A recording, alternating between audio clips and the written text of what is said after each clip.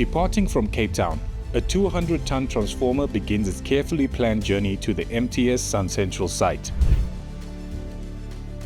This is a feat of heavy transport engineering, involving multi-agency coordination, route surveys, and precision execution.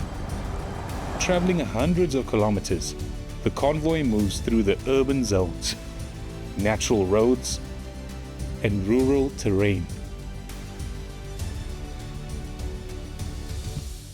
Each section requiring detailed logistics and constant oversight.